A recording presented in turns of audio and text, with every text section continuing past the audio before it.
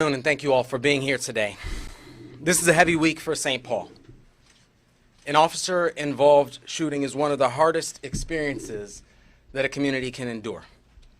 Undoubtedly, it's a horrible, life-altering tragedy that traumatizes the survivors of what, by all accounts, was a horrific night. The family and friends who are mourning over their loss of a loved one, and the officers involved alike. Undeniably, no matter what we ultimately learn from the independent investigation that the BCA is currently conducting, the impacts of this trauma are felt far beyond the individuals directly involved, and is especially targeting, especially triggering for us here in Minnesota. In St. Paul, our community first approach starts with the conviction that the trust that flows between our officers and our neighbors is one of our most precious, one of our most sacred, and one of our most fragile public safety resources. Transparency is key because that trust cannot be fostered in the dark. That's why releasing body cam footage as soon as possible is important. Our perspective has always been that once the initial witness statements are collected and once the family has had an opportunity to view that footage, that it should be made public as soon as possible. Over the years, and that's what we're doing today, obviously. Over the years, our residents have said loud and clear that the interests of justice demand that a critical incident like this always be investigated by an independent outside agency.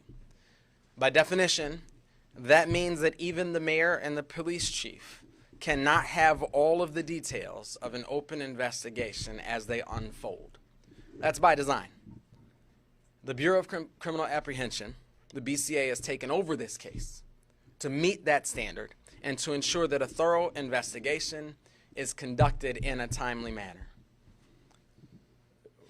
Because the investigation is theirs, like I said earlier, Chief Henry and I do not have access to all of the information, do not have access to all the statements, do not have access to all of the evidence that they are conducting, and are unable to speak directly to or to answer questions regarding the nature of the investigation, the findings, and those things as they unfold. Today's actions reflect our ongoing commitments to accountability and transparency, and yet we know there's more work to do.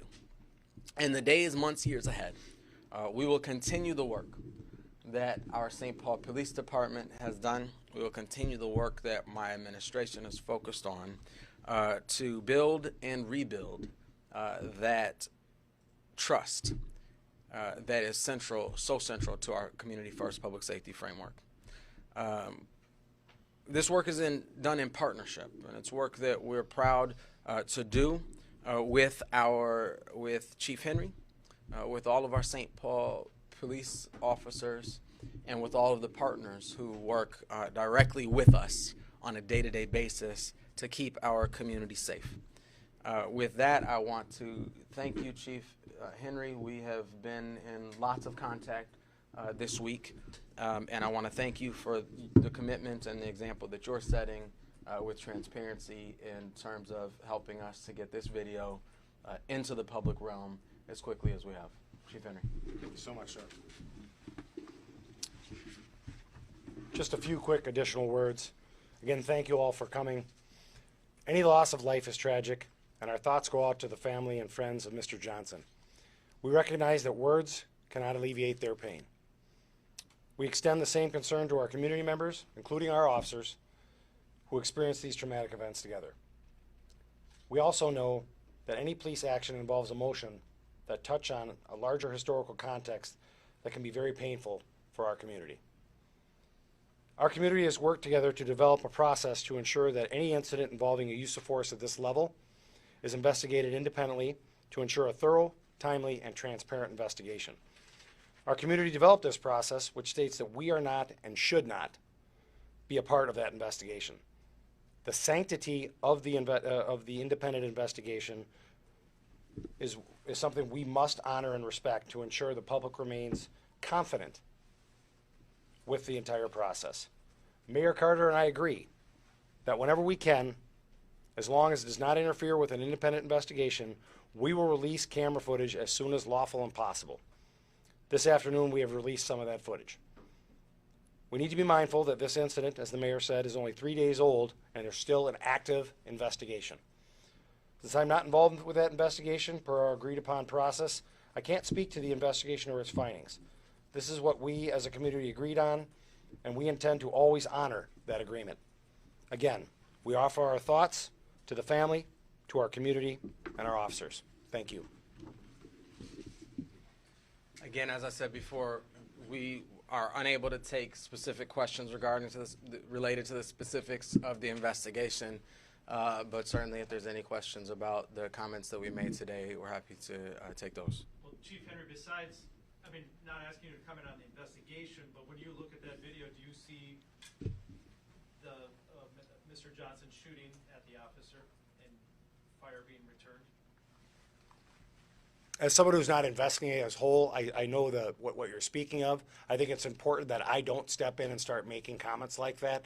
I think the video speaks for itself, but I certainly haven't done a forensic exam of any of it, and I don't want to make judgments about a case that I'm not personally involved with. Chief Henry, would the use of a motor vehicle in that situation be accepted policy, trained within your department? The use of a vehicle in a deadly force encounter, if that was the standard that we met, potentially would be. But again, I haven't talked to anybody in this case, and I've only seen parts of the video, so I can't speak any possible way to the mindset of what was taking place. The alleged victim of the carjacking was, or would-be victim, was she injured in any way that you know of or can speak of at this point? I have no idea. Again, our department did not investigate this. Why was Sergeant Blanshan's dash camera video not shared in the release that you guys shared? I'm not 100% sure, but my belief is that the supervisor's squad car did not have a dash camera, but both of the people in that car were wearing body cameras. Is that, should there have been a dash camera rolling or in that vehicle that day? We have limited resources on some of the dash cams there, and that's an expiring product that we're refreshing. So I don't know if that car ever had a camera to begin with or was due to get the new ones. So that camera does not have a dash camera then? That's correct. Do you plan to release the video from Blanshan's partner? Was there body camera video? I guess I should ask that first. Yes, there was. Okay. And do you plan to release that? I think eventually we will, although that does not show, to my understanding, anything as substantive as what we've released today. Who met with the family? I had a conversation with the family yesterday. I also met with them briefly today when they came in to see the footage that was released before it was released. Okay, but were you with them when they watched it, or? I was not. Okay. And Mayor, have you met with them or talked to them? I've spoken to Howard Johnson's family and expressed my deepest condolences to them. You know, in an instance like this, in our fragmented world, people in our community sometimes forget that there's a family mourning the loss of a loved one. Sometimes forget that we can hold many truths at the same time, that we can be compassionate toward our officers, we can be compassionate toward the Johnson family, we can be compassionate towards the survivors of that evening all at the same time, because all of them hold truths of that evening. The investigation will proceed as it does, and in time will give us all of the answers that we're looking for. But I did call and share with the Johnson family, with Mr. Johnson's parents, my sympathies and my expression on behalf of all of us that, you know, we deeply are saddened by this occurrence, by this incident, and stand with them as they go through something none of us would ever want to go through, and that's the mourning of a loss of a loved one. We spoke to the family earlier today, and they said they saw the they appreciate the effort of the city and the police department by the olive branch extending by showing the video. They said they were dissatisfied with it. They said it doesn't show the whole scene. They would like to see more of it.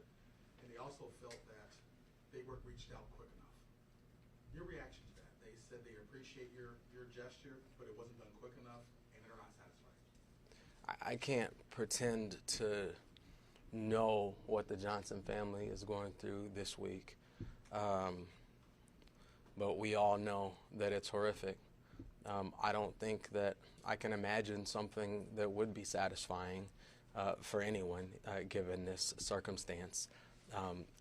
And, you know, I think we have to know that many of the questions that we all have aren't going to be answered today. They aren't going to be answered this week. That they can only be answered by taking the time and the deliberative process that the BCA is going through with us and on our behalf right now. And that, you know, I stand with them too in being very eager and looking forward to the answers that that investigation yields for us. Did responding officers know it was Mr. Johnson they were going to find, and were they aware of his criminal background?